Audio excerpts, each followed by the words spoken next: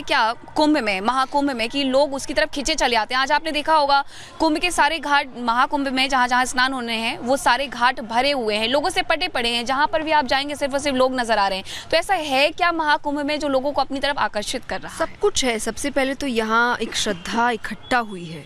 श्रद्धा मन में रखना अलग बात है, श्रद्धा इकट्ठा होना अलग बात है। सब अलग अलग क्षेत्रों से, अलग अलग जगहों से, गांव हो अलग, मुझे लगता है सभी जाति है,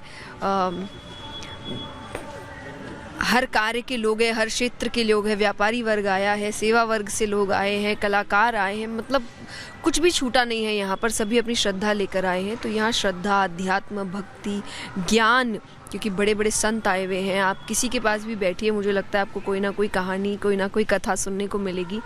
तो सबका मिलन है यहाँ पर। ये कुंभ है।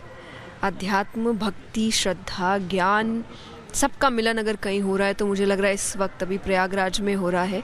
और अगर आप ये सब कुछ एक साथ प्राप्त करना चाहते हैं तो आप ज़रूर यहाँ आएँ। जब आपने त्रिवेणी में डुबकी लगाई, वहाँ पर जो आपके मन में भाव थे वो क्या थे? सच कहूँ तो भाव तो उससे पहले बहुत थे, बाद में बहुत हुए। जब डुबकी लगा रहे थे तो सब भूल गए। जैसे हम कहते हैं ना, भगवान से मिलने जाते हैं, मंदिर जाते हैं तो हम लिस्ट तैयार करके जाते हैं, लेकिन जैसे ही दर्शन करते हैं सब भूल जाते हैं और फिर याद आता है कि अरे कुछ मांगा ही नहीं। तो मेरे साथ आज यही हुआ।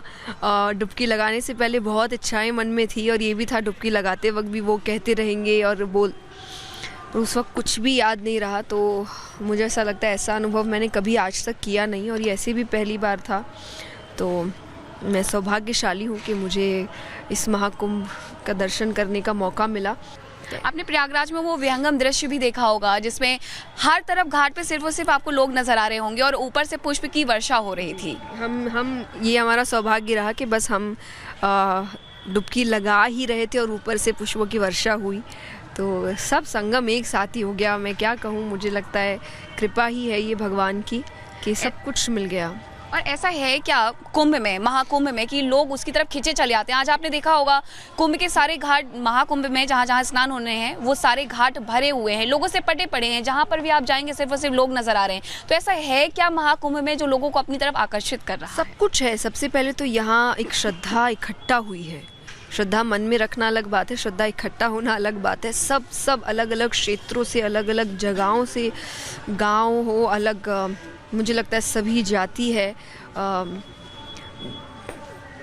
हर कार्य के लोग हैं, हर क्षेत्र के लोग हैं। व्यापारी वर्ग आया है, सेवा वर्ग से लोग आए हैं, कलाकार आए हैं, मतलब कुछ भी छूटा नहीं है यहाँ पर। सभी अपनी श्रद्धा लेकर आए हैं। तो यहाँ श्रद्धा, अध्यात्म, भक्ति, ज्ञान, क्योंकि बड़े बड़े संत आए हुए हैं। आप किसी के पास भी बैठिए, मुझे लगता है आपको कोई ना कोई कहानी, कोई ना कोई कथा सुनने को मिलेगी।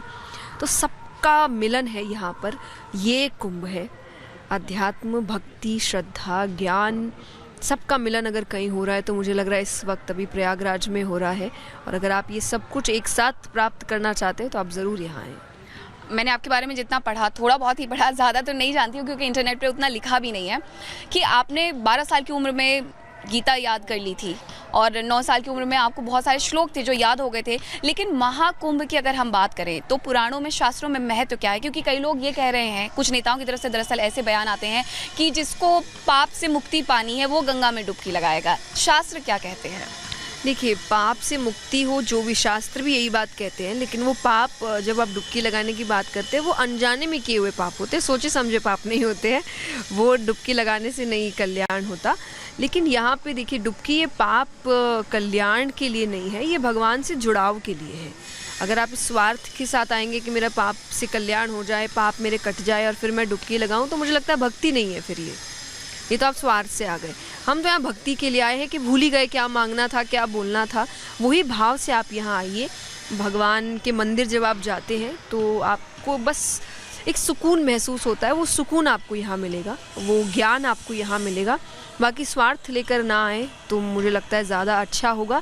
और बाकी जो कथा आप कहे, कथा तो यही है कि देवताओं का और दानवों का जब युद्ध हुआ और जब अमृत की जो बूंदें हैं 4 स्थानों पर गिरी, प्रयागराज, हरिद्वार, उज्जैन और नासिक, और तभी से कुंभ मनाया जाता है।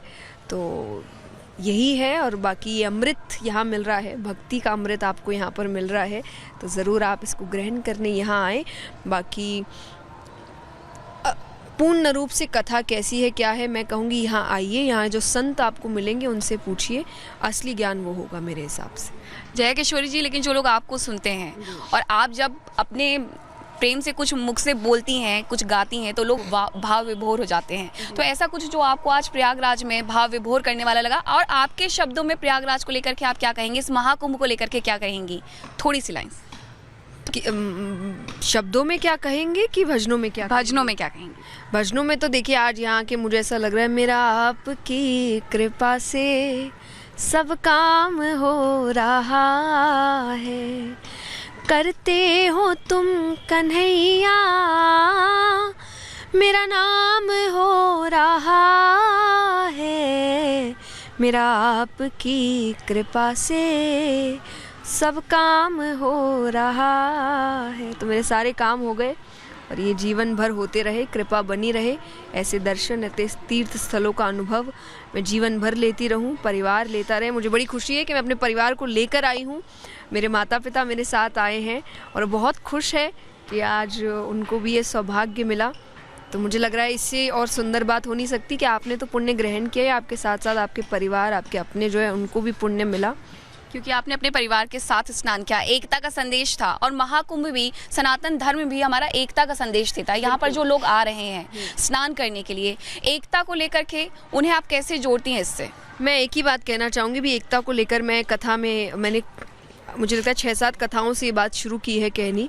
मुझे लगता है ये सबको करना चाहिए, और मैं सबसे वचन लेती हूँ कथा में कि आप यही करें आज के बाद, कि आज के बाद आपसे कोई भी पूछे कि आप कौन हैं, तो आप ये कहना बंद करें कि मैं ब्राह्मण हूँ, मैं अग्रवाल हूँ, मैं ये हूँ, मैं वो हूँ, आप सनातनी हैं, बस उसके अलावा और कुछ ना कहें। तो सब वादे तो कर रहे हैं, तो मुझे लगता है यही एकता है कि आज के बाद आपसे कोई भी पूछे आप कौन हैं, तो आप कहिए हम सनातनी हैं, बस। बहुत बड़ी बात कह दी आपने। लेकिन सनातन संस्कृति को लेकर के, क्योंकि दरअसल अभी थोड़ी देर पहले एक राजनाथ सिंह का एक बयान भी आया, उन्होंने कहा कि पीओके में जो कट्टरपंथी लोग हैं उनका धर्म परिवर्तन करवाया जा रहा है। तो आपको लगता है? अब देखिए पॉलिटिक्स में मैंने सुना भी नहीं है, मुझे पता नहीं है, लेकिन हाँ मैं यही कहूँगी एकता तभी आएगी जब आप एक होंगे, आप सनातन धर्म की ओर बढ़ेंगे, अपने धर्म को समझेंगे, तभी आप यहाँ आ पाएंगे। मुझे लगता है सिर्फ बाहरी तौर से बात करने से कुछ नहीं होगा, आपको धर्म को समझना पड़ेगा, और तभी आप सीख पाएंगे कि आपका धर्म आपको किस प्रकार से जीवन जीना सिखाता है। ये सिर्फ पूजा पाठ की बात नहीं है, ये सिर्फ